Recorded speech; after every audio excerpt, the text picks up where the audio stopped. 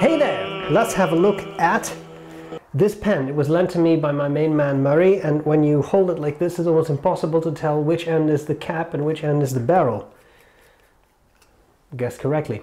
This is an ebonite pen. I think it's the #1. It's made by Pen7. You can order online, Pen7. And that's pretty much it. Bach #6 nib, stuff, etc. I'll go over all that stuff, but it's ebonite, and I think that's kind of fun because a lot of people like ebonite pens, and they look kind of cute.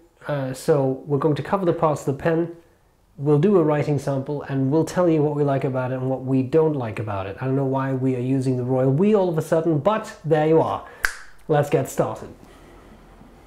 Okay, here we have the Pen7 #1. I believe this is the moss green thick, but I wasn't 100% sure looking at the pictures online. This pen comes in a very cute bit of packaging, namely this bamboo tube. I'll zoom out a little bit. Bamboo tube, which I think is very cute, and then the pen itself is rolled into this soft cream colored cloth. That's quite nice. So you can get these pens online. I'm just trying to put this down right next to a Pilot Metropolitan for size. So it's not the biggest of pens, right? It is made of ebonite. It has a #6 Bach nib. These are available in extra fine, fine, medium, broad, and double broad, as well as 1.1, 1.5, or 1.9 millimeter stubs. So you have a wide range of nibs available to you. The cartridge converter filled, like I said, comes in a bamboo tube with a cloth, and these go for 168 pounds, but currently, I mean, when I'm recording it, I can't guarantee it'll stay that way, but are on sale for 85 pounds, so that's pretty much, call it about 50% off. Sounds pretty good. Pretty good. Now, this is a bit of, to me, a bit of a Nakaya Piccolo vibe. Which is not, it's not insinuations, none of that. I'm just saying it's a bit like that to me. As in, it is a somewhat smaller ebonite pen, but it's quite nice. So let's look at the parts of this pen and I'll do a writing sample. So, zooming in a bit, we have this finial, very nice and nicely polished. That was way too much zooming in action. The interesting thing is it's hard to tell which is the cap and which is the barrel, right? But I believe this is the cap. And so it is. We have the barrel, ends in bit ebonite as well. There is no clip on these, so that does make for a very clean design, but also a design that can roll, so be a little careful with that. You get a nice long section which has a slightly different green to it, and an unmarked Bach nib. I think it's nice that it's unmarked. Overall, this makes for a very clean design. Clean lines, nothing spoiled, no clip, nothing. And I find this section quite long and very comfortable. I don't find this pen to post, really. So it's nice to have that longer section, to have something to comfortably hold on to. The pen is filled, there is a plastic feed, and the pen is filled by cartridge converter. And this converter says Beaufort ink. I don't know why it says that. That's what we have. Why don't we see how the pen writes? All kinds of things here are falling, but it's okay. Do not panic. The fun thing about an S.B.R.E. video is what you see is what you get. Now, here we have a Pen7. I believe it's the #1. This is an unmarked nib, but I'm going to go with, this is a fine nib. It's fine or medium, and the ink is Waterman Serenity Blue. It's a very pleasant nib, nice and smooth. It makes for a very pleasant writing experience. I really quite like it. I'm going to zoom in just a little bit, and Was a nice blob of ink there. The tissue. Here we go. We're prepared for all eventualities here at B.R.E. Studios.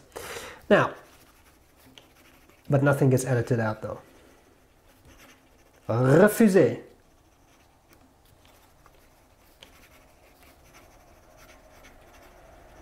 Fast writing, as you can see, goes well. Feed keeps up very well with the ink demand. As to wetness, well, that was certainly very interesting. It started off very wet, and then didn't like it anymore. Solid writer though, does not skip.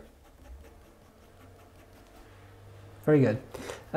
Line variation, as always, very careful. It's not listed as a flex nib, but you could very gently squeeze out some line variation.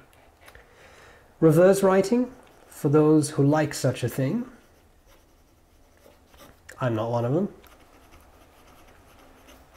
It's possible. It gets a bit scratchier, yeah, digging into the paper a bit, but you go from what I think is already a fine to an extra fine. So if you really need that, then that is an option.